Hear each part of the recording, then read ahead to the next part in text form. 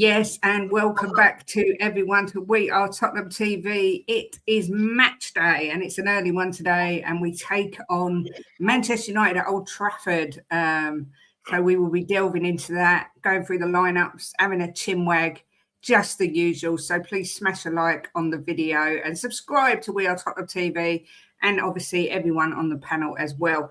I'm joined today by Jimbo, Dermatron, and Mr. Chang. Jimbo, first of all, how are you doing? Yeah, good, thanks, darling. Looking forward to the game. Everyone seems a bit nervous. Don't know why, but beat them. We lost to them in 6 games, so why should we be nervous? Yeah, this is true. This is true. Mr. Dermatron, how are you doing? Fresh from your birthday? Yeah, thank you very much. Yeah, feeling fresh, feeling revitalised. I'm ready for 3 points today. We're going to go up to Old Trafford and smash them. 8 games unbeaten against Manchester United, 3 wins and 2 draws. We own Manchester. Manchester think they own us. We own Manchester. We want red carpet, we want balloons, we want trumpets, we want an open bus parade. We're going to go up there and we're going to collect 3 points, and everything will be right in the world after today's game. Bilbao, here we go again. This is it. We're not going to lose to them. We can't. I love it. I love that optimism. And Mr. Chang, it looks like he's going to go all Karate Kid on me in a minute. How are you, sir? Doing very well here in Southeast Asia Mistake. I've got to say, this appearance of mine, this cameo here on the Primash Campak is a very welcome surprise. And hopefully, both fingers crossed on both hands that this will be our first league win for the calendar year 2026. Pleasure to see you there, Mr. Shamsan. And adding a bit more to what Mr. Dermot said, I think the impetus is on us to take the game to United. I'm not going to delve too much into the pre-match preview just yet because we're just only doing intros, but I am fairly confident the lads will put on a show for not only the away end, but for all of us Global Spurs fans, and absolutely can't wait for kickoff to get underway. Without further ado, as always, straight back to you, Miss Kate. Yes, indeed. You know what? We do seem to own Manchester. Obviously, last week we did get that draw against Manchester City, albeit after an extremely poor first half. So we need to sort of build up this run. We are unbeaten in 4 across all competitions, so that's a good sign. Jimbo, just quickly before we go on to Man United, what positives did you take out the Man City game last weekend? Well, they know how to fight back, you know, and the first half obviously hurt them, and they come out firing the second half. So they got to come out firing in the first half this time. And a makeshift team can work sometimes. Mm-hmm. Dermot, anyone particularly that you was impressed with against City? Yeah, not particularly one player. I mean, Solanke was a standout, wasn't he? Especially that second goal. I mean, that second goal will go down in history as goal of the season for me. But no, I think I was impressed with the players' mentality coming back from that. And coming back from that first half, if that first half reminded me something of a morgue. It was just deathly quiet, and it was nothing from the fans. The players didn't want to be there. The fans didn't want to be there. And then whatever was said at halftime, either it was Thomas Frank or Romero whipping out his phone, say, if you don't play, I'm going to tweet something about you guys. And then they come out in the second half and they played like they were possessed. And Man City didn't like it. And we show how you play against Man City. We have their number. And so I was impressed. Look, Xavi for me was good. Solanke, but I was just pleased with the performance, Kate, in the second half. And that's what we want to see between now and the last 14 games. Let's play like that. And let's get away from the relegation zone. Let's get ourselves a bit comfortable. And you never know. You never know. What, we 7 points off top 8? Yeah. Could we get Conference League? Who knows? Who knows? Football's a funny old game, as someone once said. Big up Charlie Warwick, who has become a gold member on We Are Tottenham TV. Thank you very much on behalf of Ben and Sim, and welcome to the family. Someone else who got quite a lot of plaudits, Chang, after the game was Conor Gallagher. Were you impressed with what you saw from him against City?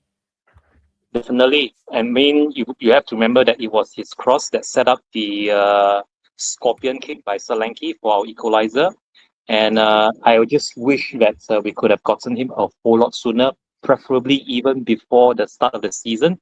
If it was already predetermined that Bissouma isn't going to be playing much of a part for the remainder of the season, fresh off his second scrap with banned substances. So, I mean, better late than never. I'm not going to cry over spilled milk. I mean, what's done is done. And now that we have him, and he's also been instated into the Champions League squad, I'm definitely expecting a whole lot more from him. But again, it's still very early days. He still has to get to grips with his teammates and the way Thomas Frank sets up the team, if he even does anything to that effect at all.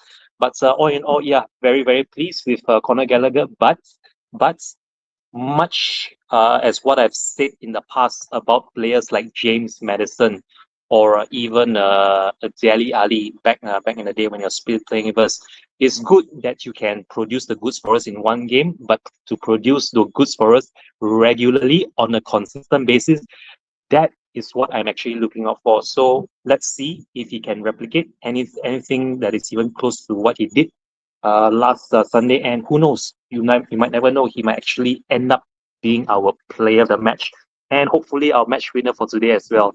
Having said that, straight back to you, Miss Kate. I like that idea, Chang. That made me smile. Jimbo, with Van der Ven and Romero looking like they're both going to be available to play, do you think Frank goes with a 3-4-3 again with three at the back? And if he does he put Palhinha there or Dragusin? I would think Dragusin, Kate. But I don't know what system he's going to use today. I haven't got it confuses me sometimes with his systems 5-4-3. But I would think Dragusin will get a game today. Okay. I think the other way. I think Palhinha will go at the back with Romero and Van der Ven. Yeah. But but that's just my opinion. I've got my predicted 11 as Vicario, Palhinha, Romero, Van der Ven, then Spence, Sarr, Gallagher, Udogie, Odegaard, Solanke, and Simons. I think you put Palhinha and Gallagher in front of the defence. I mean, when Dragusin played, was it against City? He actually was decent. He's a good player, Kate. He's not a mug. You know, he's a decent player. He's just been unlucky with injury. You know, and I mean, he wants to go, doesn't he? Because he's not getting game time. So this might be his chance to get some game time. Well, Spence, we was told, is touch and go. This isn't the squad. This is just my predicted 11. I mean, Dermot, what do you see? Do you see Palhinha or Dragusin at the back, or do you think him playing 4 at the back? How do you see him lining up? Well, I did a lineup here. I'm just getting up my lineup now. My predicted lineup, what I did from my channel, and I've actually gone with Palhinha in midfield and Dragusin at the back. I've actually played a 3-4-3, so it's Vicario, Dragusin, Romero, Van der Ven, Udogie, Gray, Palhinha and Gallagher, and then Xavi, Odegaard in the wings and Solanke up front. I think you need Palhinha in that midfield. You need him in that 6. That's where he plays. Yes, he played brilliant as a centre back, but you need him in there as that 6. He's your covering player, and that gives Gallagher the license then to move forward a little bit, play in the 8 role, and try to bring in Xavi, who then will start pulling the strings to put in Solanke or whatever, or Solanke coming deep and giving enough room for Xavi and Odegaard to get into the gaps round the back of him and bring them in. I think he's got to go that way. I don't think Thomas Frank has any other options. If he plays too defensively, Manchester United will tear us apart. And as well, he's got to go with Palhinha in that middle because he's the only one that gives us that bit of defensive cover. And he can slip back into if you want to play 4 at the back, then he can slip into that centre back as well. But you've got to play him as a 6. You really have to play him as a 6 today. What time's kick-off? 12:30. Oh, it's 11:11. Angel numbers. Maybe that's a sign. Mr. Chang, what about you? What do you think? 3-4-3? Do you think he plays 4? Do you think Palhinha gets in the back? Do you think Gray's at the back? Do you think Gregerson gets the game? What's your thoughts? I mean, honestly, if it ain't broke, don't fix it. And if we do start with the same formation as we did the last time up, we played them at home, where we were minutes or even seconds away from securing a 2-1 win before the final international break, then if that's what works against United, I will stick to it. Because honestly, right now, I think what this team needs more than anything is stability in terms of the players that start or the formation that we set up or even the team tactics going forward. If we can't stick to something that is tried and tested and is something that the players feel comfortable with, then I think this might be the wrong time to sort of chop and change or even experiment with the formation. So having said that, I think I will still stick to what works best with us. Something of a 4-2-3-1. 4 at the back, of course, and then maybe 2 defensive midfielders or 2 central midfielders in either Palhinha and one of Pepe Matasar if he's up for it, or even Gallagher. And then preferably it would be Xavi Simons as the attacking midfielder, assuming there are 2 available Frenchmen on either wing in the form of Tel and also Odebeer, and finally it will be Solanke up top. Seeing as I still don't really trust Moani in that role, but he is an option to call off the bench. But that would be my preferred formation for today, Miss Kate. Yeah, I hear you. Jimbo, someone mentioned it in the chat. Let me start that completely again because that was absolute gibberish. When we did the pump up last weekend, you were saying City hate it when teams go at them, which is obviously what we did in the second half. Do you see us sitting back more against United, or do you think we'd go at them? And do you think there's any chance we could actually play 90 minutes of decent football, or do you see it being 45-minute FC again? Well, I mean, this season tells you 45-minute FC, doesn't it? But let's hope that, I mean, one game's got to change and they've got to learn from it. But I mean, if you sit back against United, they're going to hurt you, Case. As simple as that. You've got to go at them. You know, you have to. I'm just one of these people. I believe sitting back against decent teams doesn't work. You know, you need to go at them and you need to try and take the ball by the horns.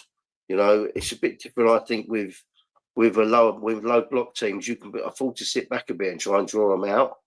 Right, but I think with teams like United, City, Arsenal, you need to let them know that you're not scared of them, and give it a game. But I mean, if you do that, or not, I don't know. It's so frustrating because we know they can do it, but they just don't seem to do it the whole 90 minutes. You know, we don't expect them to be at them for 90 minutes non-stop, but at least start off. You know, and let them know we're not scared of them. It's frustrating. It's so frustrating. Yeah, quite a scary stat is that only Burnley with 23 and Wolves with 21 have conceded more first half goals than Tottenham with 18 in the Premier League. And as Ronnie said, if we play like we did the first half against City, against United, then they could be 3-4, 5-0 up because we all know that. Yeah, they've got Mbumo, they've got Cunha, Fernandes.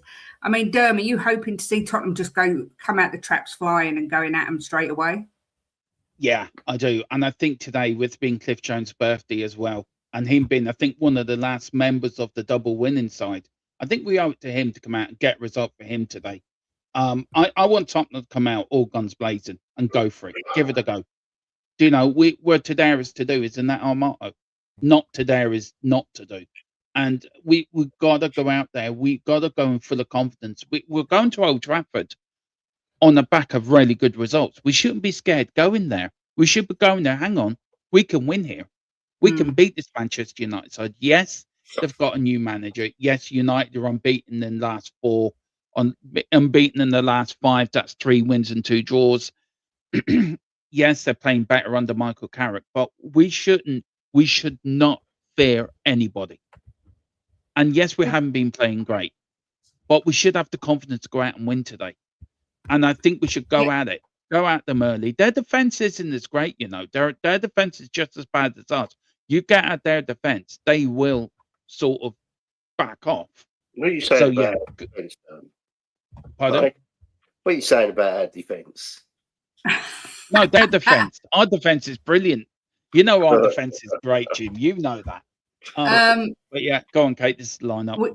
We have the lineup out. We've got Vic in goal. We've got Palhinha playing Xavi, Udogie, Gray, Romero as captain, Solanke, Gallagher, Odeberg, Sarr, and Van de Ven. So no Spence.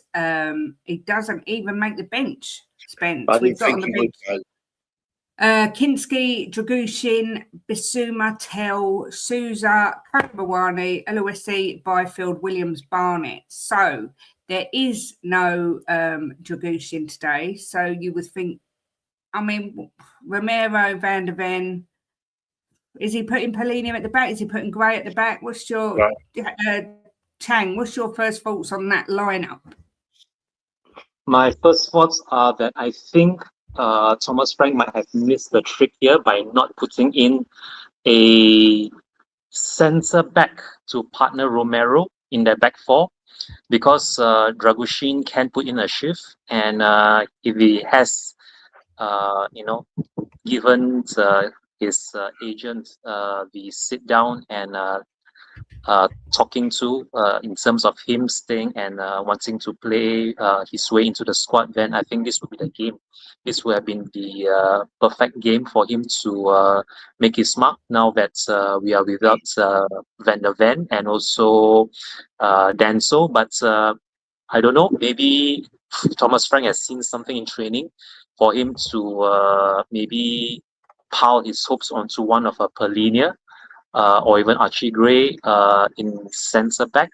I think that's what it's going to be. It could be Palhinha in centre back, seeing as maybe Gray should be rightly on the right wing, or right wing back, and Udogie's on left back duties. So yeah, that centre back should be filled by Palhinha, whom well, he can win the ball and he can recycle possession, but again, I still think that Dragushin might have been a better fit. But who knows? Maybe Thomas Frank has something up his sleeve as to why he's deputizing Palhinha there ahead of Dragushin. But we'll have to wait and see on that.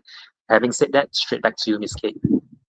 Yeah, I agree. Big up to Comedian Eyes 5268 for the super chat, saying big up you lot. Hopeful to continue our domination of Manchester United. Indeed, let's hope we can. And Charlie Warwick as well has come in with a super chat saying we need a good vibe. Sing it. Spurs are on their way to Bilbao. I'm not going to sing, trust me. Tottenham's going to do it again. Getting you Spurs from Australia, I'm hammered.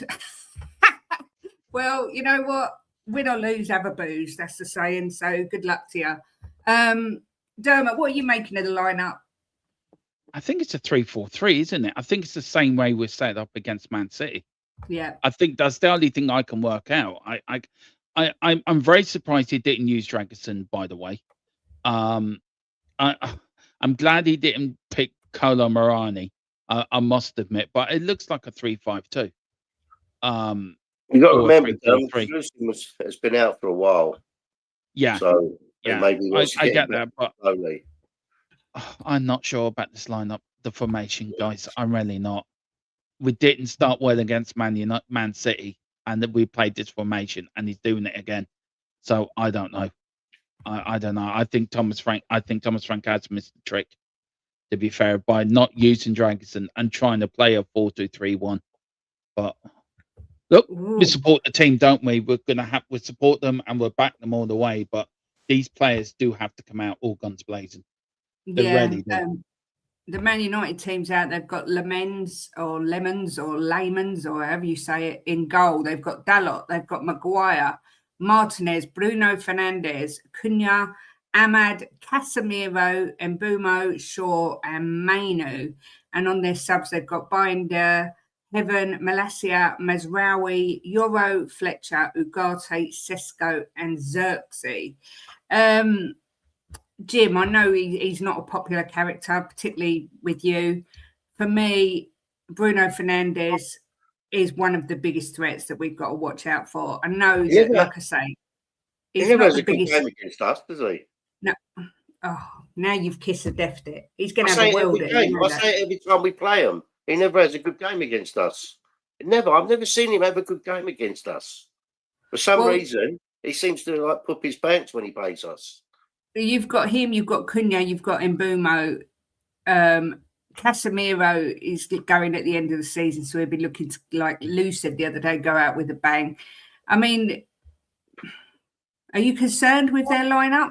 Okay, I'm never concerned when we play anyone, right? Because I always think that Tottenham, right, are the architects of their own fucking demise, or the architects of making us all happy. It's all down to Tottenham. What Tottenham come out and turn up.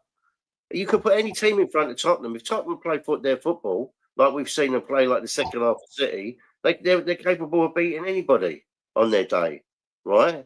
But it's to me, I look at teams and you ask me every week, am I worried? I'm more worried about what Tottenham's going to turn up than the people we're facing. You know, just play your game, and if you play it well, you'll win. But that's we got to rely on Tottenham coming out and doing that for 90 minutes instead of 45 minutes. Because I think if we play 45 minutes against Man United, I think we might come out with a draw if we're lucky. I don't think they get away with it with 45 minutes against this United team. So it's down to them. So when you ask me every week, am I worried? I'm never worried about the opposition. I'm always worried about us. I mean, Dermot, they have got a very strong team. And to be fair, since Carrick has come in, whether it be a new manager bounce, people can make their own minds up about that. They do look like a different side. And I personally, I know Jim's not, I do worry about Fernandes, Cunha and Mbumo because their attack is really strong now. Yeah, I mean, United are playing simple, aren't they? He's got them playing simple, and that's what it is. He's come in, he's not made it too complicated. He's playing the formation the players like. The players can understand the message. And they're all, maybe it is a new manager bounce. And I agree with you, they do have very good players. Ahmad is a very good player. Cunha is a very good player. Mainu, who I would love Mainu at Spurs. I really would. I think he's a cracking little midfielder. My main brew as well, the number 19, they're all very good players, and you give them a sniff of a chance, they will hurt you, they will bury you. And also, if you look at their defense, Martinez, Maguire, that lot, they're all playing better than they were because he's made it simple for them. Thomas Frank makes it too complicated when it comes to us and what his formations in tactics. He wants the players to do more than what they're comfortable in doing. Footballers are simple. You give them a simple instruction. You tell them, this is how I want you to play, but don't make it too complicated. Players will go through a brick wall for you. And the Paul in the chat is right. There is no pressure on Carrick. So he can relax into the role. He can just say, well, that's it. You go out and play, lads, because I'm not here next season. And I think the players are relaxing to that as well, where Thomas Frank's under severe pressure. The Tottenham players don't. Some of them don't want them there. Some of them do. There's a split in the dressing room. I have no idea if Romero's leading that. But I think it's two different squads, isn't it? One unhappy squad and one relaxed and happy squad. And if you've got a happy, relaxed squad, you're going to play much better football. Yeah. I mean, Chang, I don't know how much. Oh, go on, Jim. Sorry.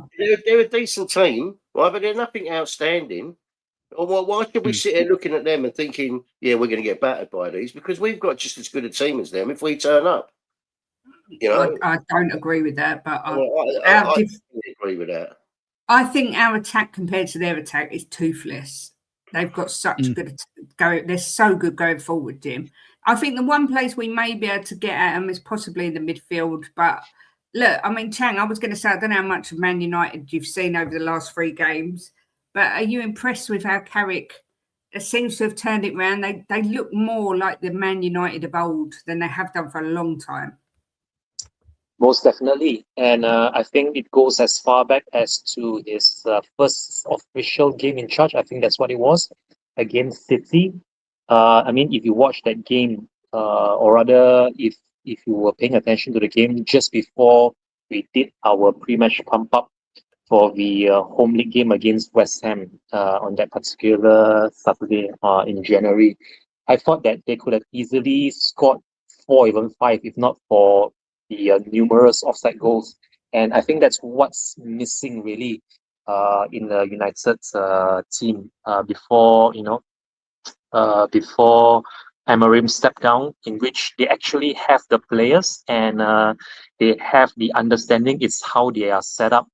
And against City, I mean, I wasn't entirely taken aback, but I was surprised that it's taken so long for the Manchester board to see that Amorim wasn't the right fit for them. And I think Manchester United can hurt anyone on a day. If you were to ask me if there are any players that stand out in the United team, I think each of them have their own strengths and their pros and cons. But now that everything's clicking for them, whether it's the new manager bounce or whether Michael Carrick has finally unlocked that winning formation and a winning strategy for them to salvage something from what was a disastrous start to the season, I think they might,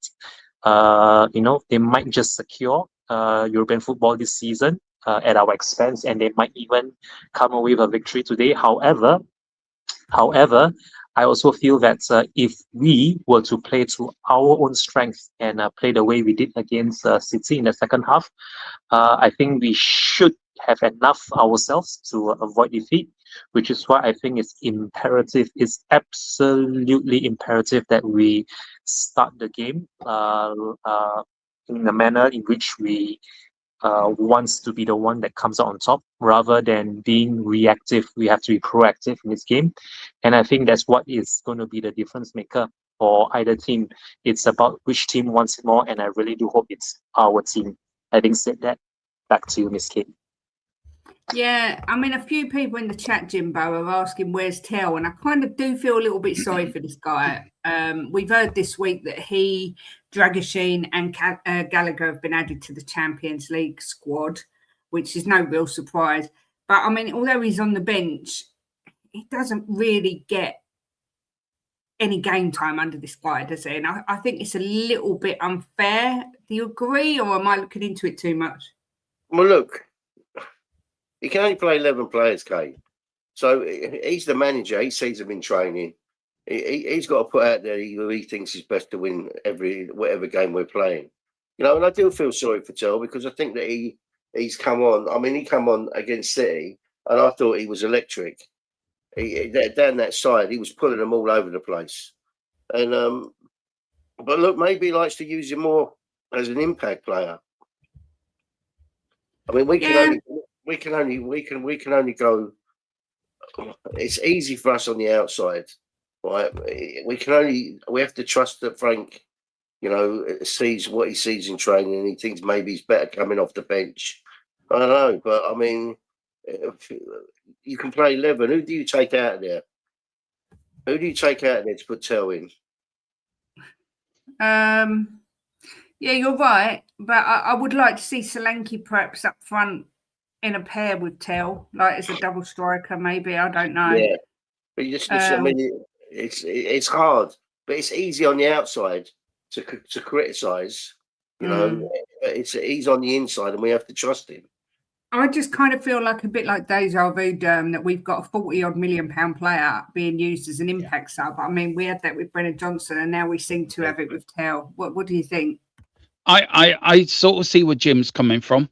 But for me, I think I would have started Tell today. I think Tell's been the more he comes on, he tries his best, he tries to give his all. And I feel he's been really mistrusted at the moment by Frank. Frank doesn't trust him. If Frank trusted him, he'd been starting these games. He only trusts him for 10, 15 minutes at the end of games. Where I do get where Jim's coming from, who do you put him in for? I do also believe that you put Tell up front with Solanke. I agree with you, Kate, on that, and play him as another striker because I think you will get the best out of Tell that way. But Thomas Frank sees them in training, as Jim said. He does. We have to trust him. I don't trust him. I don't trust our manager, and that's the problem. I don't trust his judgment because I just really don't. And maybe because I don't like Frank as a manager anyway, and I don't think he's a fit to be our manager.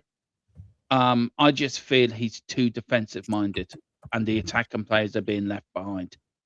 So, rightly or wrongly, you know, he doesn't use Tell, but I feel sorry for Tell. I think Tell will be looking for a move in the summer, and as well as for Dragonson as well, because I would have started Dragonson today and put Palina in midfield, and I think that's the trick he's missed. So, look, he is the manager. He picks the team, as Jim says. He sees the players in training, but do I trust him? No. Yeah, I do. I do hear you. I mean, Mr. Chang, we see Sarr come back in today. We've had lots of talks about this guy because pre-season he was excellent. He started the season like a steam train, and then he kind of, Frank didn't really pick him. Are you pleased to see this guy back, and what's he going to bring to the team today? I mean, what I was really impressed with Sarr, especially the first few matches under good old Ange Postecoglou, was his tireless running and his productivity, or rather his output match in, match out. And I was really looking for more of the same from him. However, he sort of fizzled out at the start of the season, where he hasn't really been able to replicate that tenacity that he had in him, that constant running and harassing and winning the ball and closing down. That's what I really miss from the Pepe Matasar in his early 20s when he started under Big Ange 2 seasons ago. So now that he's come back from the AFCON, he's really got his winner's medal from the AFCON, and now that he's back in the squad, let's just see if he can even recapture some of that tenacity and that energy that's made him such a crowd favorite. I mean, just to highlight what I meant about Pepe Matasar and his impact in those first few games, those 10 glorious unbeaten games under Big Ange. If you remember, the first time we played United under Big Ange at the Tottenham Hotspur Stadium, it was Pep Matasar that got our first goal in the second half against them before, I think it was one of Ben Davies or even Perisic who got a fortuitous second goal for us. But it was Pep Matasar and his tenacity and his willingness to run to the far post to tap in our first goal against United, in which we eventually ran out 2-0 winners. And that's exactly what I need from him. I need him to be that little extra center midfielder or even a defensive midfielder who would bomb forward and lend a hand in assistance or even drop further back to help out in defense. Almost like a box-to-box midfielder. I think that's what's really missing from his game. If he can even recapture that, if he can even, like I said, be half of what he was at the beginning of Big Ange's first full season with Spurs, then you never know. He might even transform into a Yaya Toure as he progresses. But currently, I mean, I have to be painfully frank and honest here. He's nowhere near Yaya Toure, let alone himself, from when he first played under Big Ange. So hopefully, now that, like I said earlier, that he has got his AFCON winners medal, he can just fully focus and concentrate on Tottenham Hotspur before the summer and the World Cup. Having said that, back to you, Miss Kate. Yeah, I hear you, Chang. Do you know what? I had something really good to say, and I've completely forgotten what it was. This is why I should write things down. My brain is completely mush. It was, I know what it was. I've just remembered. It was to whoever wants to answer, but Jim, maybe we'll start with you. Manchester United, if they win today, they will have more points than they did last season with 13 games to go. Now, they obviously didn't win the trophy. We won the trophy, and they didn't get European football. So they've had one game a week. But they've learned from that, and they've gone like this. We've kind of won the European trophy, and although we're doing well in the Champions League, we haven't really kicked on. Do you think it's purely because our squad isn't big enough to compete in all these competitions? Yeah, look, this is what I'm saying to you about Tell, right? This is another thing with Tell. If you've got a squad of players, right, you can only play 11, Kate, right? So you're going to get some people that are not happy. you know, and it's just the way it is. And you've got to trust the manager to pick his team, right? But we've got so many injuries, right, and we've had so many injuries this season, and the board hasn't backed the manager, hasn't backed the players, and hasn't backed us in this last window, right? So does it surprise me we are where we are? No, it doesn't. I mean, how many times have we played with a makeshift team this season? You know, I'm not surprised with 4 wins, not at all. You know, when there was one game we had 15 people on the side, 15 first teamers on the sideline. You know,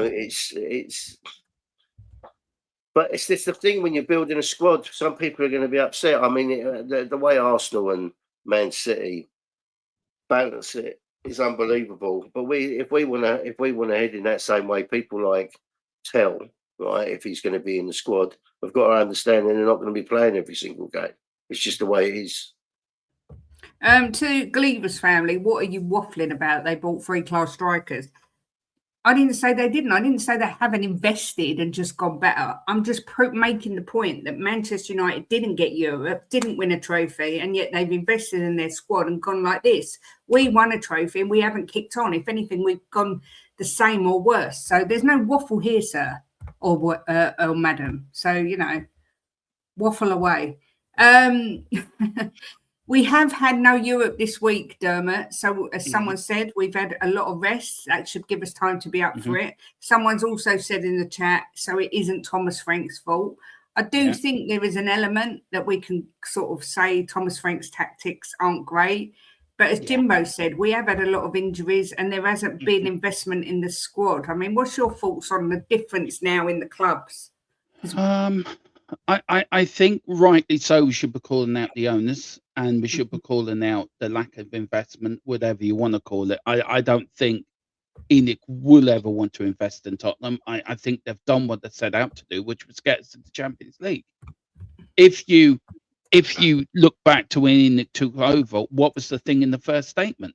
Our aim is to get into the Champions League. It wasn't to win titles. It wasn't to be competitive and win trophies. It was get into the Champions League. So Enoch have done what they set out to do. It doesn't matter who's in charge, manager-wise, Kate. It doesn't. You can have a Jose Mourinho, you can have whoever. They're never going to back any manager. And this is a cycle we've been in before and years gone by. Every manager has the same cycle. And where I do blame Thomas Frank that I don't think he's the right manager for us, I do feel sorry for him as well, because he hasn't had to play with a full deck of cards. I just think that the whole club is toxic from top to bottom. I just feel that when it comes to Thomas Frank, he's fighting a losing battle. Whatever he says and does, half the fan base want him out, half the fan base want him kept. I feel we're so divided, aren't we, as a fan base and as a club? We're so sort of broken. We need one person to bring us all together. And, of course, that person should be, and I think would be, Pochettino. But are we confident that the club are going to back Pochettino? No. Yeah. So it all comes down to this Enoch 2.0, and it comes down to Vinay, and it comes down to the ownership, that they cannot make a difficult decision. And that was shown during the times where really and truly Thomas Frank, should he have been sacked? Yeah, he probably should have been. If Levy was here, would he have been sacked a long time ago? It comes to the board in the transfer window. This manager needs backing. We've got no players. We've got an injury list. We need to fix the medical department. The club is so fractured, and the owners probably haven't got the know-how or the bottle to know which direction to go in, and it affects the team at the end of the day. We are where we are because of lack of investment and lack of backing a manager. And if we don't fix that, we won't move forward. We may have a good season, and playing one game a week has helped Manchester United because they don't have other commitments to deal with. And this week, yes, we've rested players and we've done a bit of training, and Thomas Frank's been able to get his thoughts across. But surely Thomas Frank should be doing that every game anyway. And the players should cop onto that we don't need to go to one game a week. It's a very sort of fractured place, isn't it, Kate? And Yep. we've been fans for a long time, like you, me, and Jim and Mr. Chan. I mean, me and Jim. Me and Jim must be supporting Tottenham. What, Jim? I'm 45 years. You're probably a bit ahead of him. 5 years. And I've never seen it as bad as I've seen it now. I have never seen, even during the 90s where it was bad, it was bleak. I never thought we'd be back in the 90s again, and we are back in the 90s. So the saddest thing is, when you think it was only a few years ago we were in a Champions League final, and Arsenal, we were saying to Arsenal, mind the gap, and finishing in front of them most seasons, and now it's complete. The gap is huge, you know, and it is so sad. But I mean, Chang, do you? But you know what, Kate? You know what? People can blame the owners as much as they want, right? Sorry, Chang. People can blame the owners as much as they want. It is a lot to do with the owners, right? But it's mainly the biggest load of crap at this football club, right? Is the scouting. I mean, the scouting at this club is the fucking worst I've seen in the Premiership, right? It's absolutely ridiculous. The money they spend on players that are just absolutely not up to it. So the owners have put money in, right? I mean, I think we're the fourth biggest spenders in the Premiership, and we're right up there in Europe. But the scouting at this club is an absolute joke. I cannot believe, right, that the scouting in this club has got away with it year after year after year. Who did they hire to do the scouting? Who's advising this club to buy certain players? You know, for a lot of money as well. You know, I'm talking like 60 million, 50 million for players that ain't nowhere near that. You know, the players you could go out and buy for that money. That's a huge, huge problem at this club. And that's down to the director of football, isn't it, Jim? That's down to, he's in charge of that. That's his sort of job, isn't it, to get all these scouts, and that's down. And we've got no leadership there because we knew Paratici was going, so I'm sure he wasn't involved in this window. And Johan Lang couldn't scout his way out of a paper bag. So again, you are right. It is the scouting, and you're spot on that, and it's the medical department as well. But it does fall back on the owners to fix these problems and employing the right people to do. That's what I said. The owners, I mean, they had spent money, but I mean, I just don't understand how a multi-billion-pound business like this can be run like it's run. Honestly, I mean, honestly, there's people that I know, right? And probably other people in the chat know, you could put in Tottenham and they would do a better job than the people that are there. Honestly, I mean, you listen to some of these ex-Tottenham players, right? Like Mido and who's the other guy? Ramon Vega. Yeah, Vega. I mean, these guys talk more sense than I've ever heard any of these Lang or thingy put out these statements. Exactly. You know, in the club, the old players who know what they're doing. You know, I mean, it's a joke, this club hiring and firing, honestly. And WWP hit it right on the head a minute ago. He said, I don't feel sorry for Frank because he knew what he was coming into and he accepted it and he took the wage. Look, Kate, look, he knew what he was coming into with Tottenham, right? Because he must have looked over the last so many years and seen how the club's run.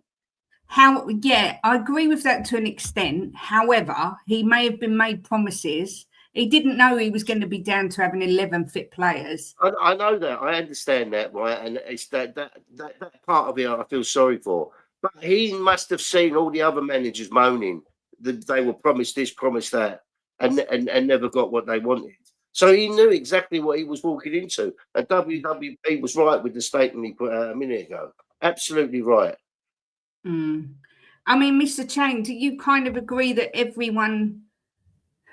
do you put the majority of the blame on the owners, or someone just said no manager's coming in with these injuries as it stands and doing much with them? And I kind of agree with that. I mean, how are you feeling about it all?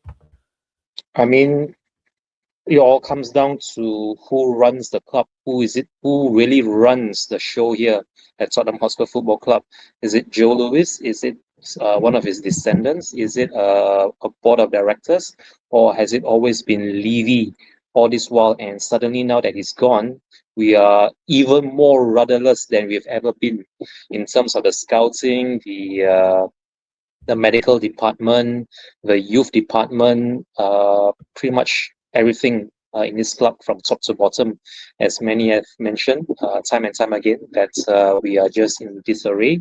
But I mean, at the end of the day, so long as we have owners who aren't all that interested in terms of the footballing achievement of the club, rather they are rather more invested in the financial windfall that comes their way from from the ticketing in concerts, from the Formula One, the NFL, whatever it is that lines their pockets. And if that's what's working for them, then that's unfortunately the way, the only way forward for them. And for us fans, well, it's another year of empty promises, another year of being let down time and time again. I mean, Conte has come out and openly said this. Even Christian Romero himself, after the draw against City, he himself has taken to social media to call out the lack of players and investment back into the squad. And I think it's only going to be a matter of time, really, where it comes to a boil, and we are back to being back to openly protesting in the stands, in the stadium, outside the stadium, even here on social media or on YouTube, wherever that people find that they may have a voice. You might come back to that, but, and this is why I say why none of these protests will ever come to fruition unless we are actually united all together. Whether you are British, Asian, European, American, African, whatever, whatever your demographic, your nationality, until we are all fully united behind bringing back what can only be described as the glory days. Whether it's the Bill Nicholson days or even the Lord Sugar days, until we can actually come together and actually demand change that really matters. Unfortunately, it's going to be rinse and repeat. And sadly, if the last couple of decades is anything to go by, unfortunately, I don't see anything that might break this vicious, cruel cycle. But again, me being only a fan, I can only live in hope, and that's all we have got to cling to. Hope, that ever elusive dream of actually being able to rub shoulders with the big boys. Sadly to say, yeah, again, like I said, my final thoughts on this, until we actually do sell up, or until the board really feels that it's time for us to act more of a footballing entity rather than a financial money making cash cow. That's all that we have to live with. Having said that, straight back to you, Mr. Okay, let me say something, right? Who the fuck employed the next schooner, right? Vinay. What the fuck is that all about? When he mind your language, Jimbo. You're not on our channel now. When he come into the club, right? And I was like, what did I say to you? There's a gooner in our club, right? They employed Lang, right? They kicked Lang out of Boris because he was shit. Because he all he done was ruined them, right? Villa, sorry. So who employed these two people? And he's right, this guy's right, it's negligent, right? Look, I'm going to say this. If Tottenham Hotspur went down, right, to the Championship, it would be exactly what these owners deserve. But the ones who would suffer would be the fans, us. The people that love the club, that spend our fortune on their shirts and their merchandise, right? And the people that go to buy their tickets and go away, these are the people that suffer. But this would be exactly what this hierarchy at this club deserve if this club went down. But they would just throw some money at it, get us back up, and then carry on as they go. Yeah. Look, I never ever believed, right, that this club would be where it is, right? I stuck up for the owners years and years ago, but I'm beginning to believe now that until they're gone, this club won't change. And that's the way I feel now. And you know me, Kate, I never felt like that. But I just don't really think that they give a shit about the football. I think all they give a shit about is making sure we're in the Premiership, right? And we make that they make their money with this, what is now a circus, you know, with everything that they've got at this club. It's a joke. Big up to our user for the super chat saying if the fans can see it, the club can. It's neglect. It's 100%. gross negligence on their part. Absolutely gross negligence. I do wonder if the fact that we didn't invest in the January window, there's a lot of talk about them possibly selling the club, the Lewis family, but then you also get statements like Lang's interview. I mean, read the room, please read the room, saying that, oh, well, next window, you know, we're going to show real ambition. It's always next window, next window, next window. Go on, Mr. Chang. Very quickly, I apologize for butting in, Ms. Kate, but you did bring out a very, very important point, which I have to highlight right here and now. If you read the rumors that even Daniel Levy himself is actually thinking of selling his share in the club, I think that might actually be what gets this whole sale, the sale of the club underway. For someone as astute and as financially savvy as Levy to be selling his stake in what I just mentioned earlier as a very profitable cash club, that's Tottenham Hotspur Football Club, maybe, just maybe, he knows something that none of us do, and that maybe it's all not all rosy behind the scenes. So possibly, very possibly, we might be seeing some change, but until such time that we actually see tangible change, I think again it's just going to be a lot of hearsay. But that thing that we read, what do you call this, on the tabloids, where Daniel Levy is actually contemplating selling off his share, that I think might possibly be the right. It could be a step in the right direction, or it could be before the proverbial crap hits the fan, in which then, oh man, it's gonna be dark days again for us ahead. So yeah, be careful what you wish for, everybody. Having said that, straight back to you, Miss Kate. Yeah, I mean, everyone wanted Levy out, and we've ended up with Binoy, who, in my opinion, is worse. So it is always a case of be careful what you wish for, but. It's all Wenger's fault. Colin just said, it's all Wenger's fault when he said top four was the priority. Damn you, Arsene Wenger, you're the problem. But it is getting to that time of the show. We've been ranting. I didn't mean to start a huge rant, especially from Jimbo, but we did have a rant. Big up to Chameleon Eyes of the super chat saying Levy's selling his stake because he knows it'll be dropping like a rock under the new leadership. You can say what you want, but he's a smart businessman. He's an incredible businessman. That's why he's got so much money. And that's I have the latest on that, Kate. If you want the latest on the Lewis stake, yeah, I got it a couple of nights ago. I am doing a video on my own channel about it, so I will give you the latest. What I was told, if my computer will bloody work. Hang on, give us 2 minutes. I will. Okay. Now, US investors, Brooklyn Eric and Hong Kong financer. It sounds like a Marvel character, this fella. Nang Wing Fai. He sounds like a villain out of a Marvel film. Could conclude the deal for Daniel shares.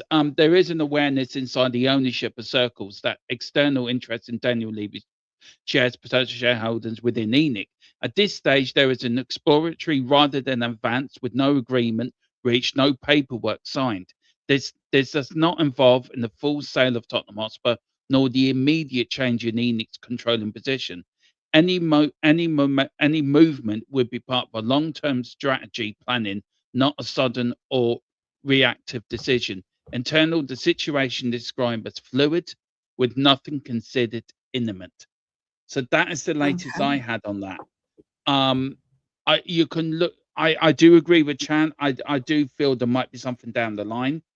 I also think I did ask, is it a takeover in time? And I got potential. That was the response I got. So look, any more news, I'll keep you up to date, guys, and you as well, Kate. If I get anything, if I get anything, I will pass it on. But guys, I will try to keep you all up to date on the latest of this. But it's interesting times ahead on that side of the club, anyway. That's one word of it. One word to describe it. Thomas Owen with the super chat. I'm saying thank you on behalf of Ben and Sim for all the super chats and memberships today. Says the midfield has to not stop running to win today. I think that's probably why he's played Sarr, because we all know what an athlete Sarr is. So, but it is time to give your score predictions, people. We've slagged the board. We've slagged off everyone and everything. I feel so much better for it. I'm not going to lie. Reed Road is going for 3-2 to Spurs. Wayne Bonner came in and said, sticking with his 3-1 win today for Spurs. Niall Kane said Man United will smash Spurs 3-1 at Old Trafford. Boo. Mr. Chang, what do you fancy for your score prediction today? I fancy us to win this game by the same scoreline where we were seconds away from winning back in January before the was it January or was it December? I can't even remember when was the reverse fixture, but we should have come away 2-1 winners against United at the Tottenham Hotspur Stadium before that Luke Shaw equalizer at the very end. So hopefully it's going to be 2-1 for us again today, but don't be surprised, really. Don't be surprised if the honours are shared between both the home team and us. And if the score stays at 1 apiece, then, in all probability, next goal wins the game. I just hope it's going to be us. And I'll be sticking with my 2-1 prediction that I gave you some 24 hours earlier yesterday at about 1 p.m. During our weekend preview, and I really do hope that Conor Gallagher, as I mentioned yesterday, he will be able to score his first goal for us in Lily White, of course. And I really could care less who gets our second goal. It could be another Polinia spectacular, another Captain Fantastic Romero bullet header, or even a Tell substitute goal that would be really sticking up there to Thomas Frank and telling him that he needs to get more game time. So 2-1 for me, Miss Kate, and a goal from Conor Gallagher and anyone else in Lily White who fancies having a pop. Having said that, straight back to you. Excellent. A lot of mixed results here. 3-2 Spurs. Bobby Kay says 3-0. 2-2 draw. 2-1. Dermot, what are you fancying for this one? I'm going for 3-1. I think we'll win today. I think 3-1 Tottenham. I like the 7-2. That normally would be my score, but I'm being a bit sensible today. I'm leaving that one to Jim. Jim can have the 7-2. But yeah, I think 3-1 Spurs today. I think we're going to do it. It is going to be a somber atmosphere because don't forget it is the anniversary of the Munich air disaster as well. So there will be a bit of I think United players will be really up for this, extra up for it because of that. But I think we're going to have too much about us today, and we're going to go up there and we're going to show them why we own Manchester, why Manchester is lily white and always will be lily white. And 3-1 to Spurs. Come on. Have you got any idea who scores? Romero, Xavi, and Solanke. Excellent. I'll take that all day long. Big up Jake with the super chat saying 2-2. Both goals scored by defenders. Worried if we don't get a win, we're closer to relegation fight. I am going for the exact same score. If I go with my head, I'm not going to tell you what it is because I got so much abuse yesterday on our channel when I said Man United would beat us 4-1. So I'm going to go with my heart and go 2-2. And I'm going to do the goals to come from Christian Romero and Xavi because I want to see Xavi's little dance again. So, I am going for a 2-2. Jimbo, what are you fancying for the game? Do you know what, Kate? I'm going to say something that I think I've never said before on here. I haven't got a clue. This game could be anything. This game could be 4-0 to Man United, right? It could be 1-1. It could be 3-1 to Spurs. I haven't got a clue with this game what way it's going to go, because I don't know how Tottenham are going to come out and start. Like none of us do. And this is what I said to you at the beginning of the thing. I'm so confused with this team. I mean, there's no what's the word I'm looking for?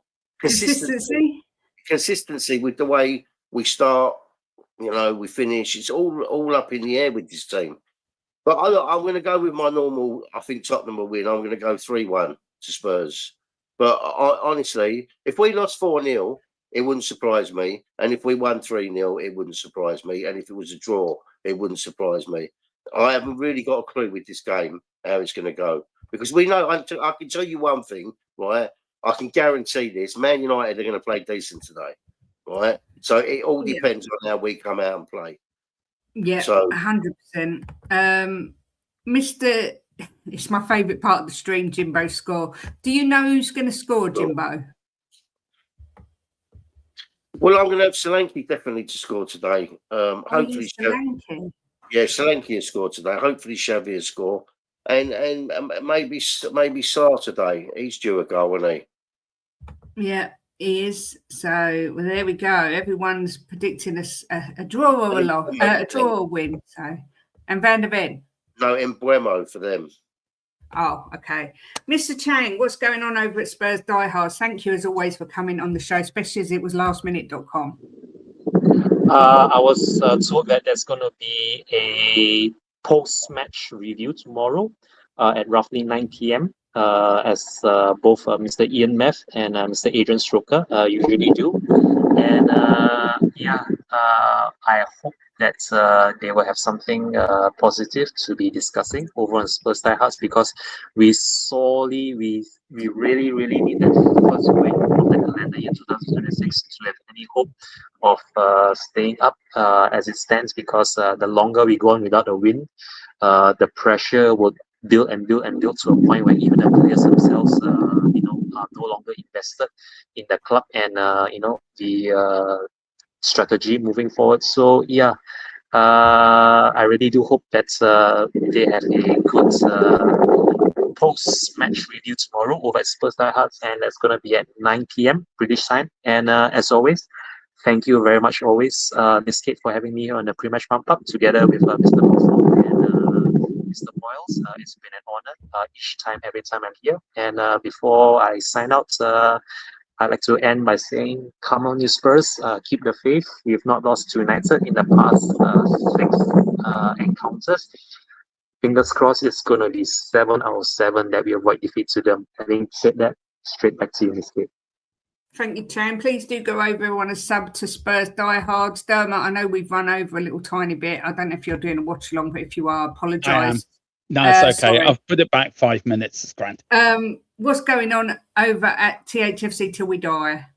Yeah, we've got a few things coming up. We've got the watch along later. We've got after the whistle, after the game as well. Play ratings tomorrow. And then we've got a few things coming up. We're doing a video on the Daniel Levy thing. We're doing a video on the ownership. So yeah, we've got a lot coming up. We've always been a channel of down the middle. We're now become a bit of a protest channel. Maybe it's my Irishness in me. I've always been a bit of a rebel. So maybe the channel's always, but my channel's always been a rebel channel anyway. We've never been the same as every other channel. We are different. We'll continue to be. But yeah, any subscriptions would be grateful. But do hear first, this is the mothership for all Spurs channels, Kate and Jim's channel as well, and Spurs Diehards as well. Support us all. We all want one thing. We all want a winning Tottenham team. We all want another Bilbao. A united fan base is where we move forward. Let's unite, let's fight, and let's fight for the badge. Exactly that. So do go over to THFC Till We Die. And if you fancy coming over to Kate and Jimbo, we stream lunchtimes. Always on a Friday. We have Chang and Jess on as well. We do prediction shows. We've got a charity stream coming up. We're going to have a members giveaway coming up to win a lovely Aussie and Ricky hand-signed picture. So, yeah, loads going on over at Kate and Jimbo's. Come over. Make sure you like this video and subscribe as well to We Are Tottenham TV. Massive thank you to Charlie Warwick for becoming a new member. Chameleon Eyes for the super chat. Charlie for the super chat. A user for the super chat. Chameleon with another super chat. Wow. Thomas with a super chat. Jake with a super chat, all very much appreciated from the lads, I know for sure. But yeah, stay where you are. You will be transferred over, redirected to the watch along, which starts in 10 minutes. And then after that, you've got the post-match show where you can call in and loads going on. So you don't have to go anywhere. But as always, thanks for watching. Thanks for the support. Enjoy the match. And as always, come on, you Spurs.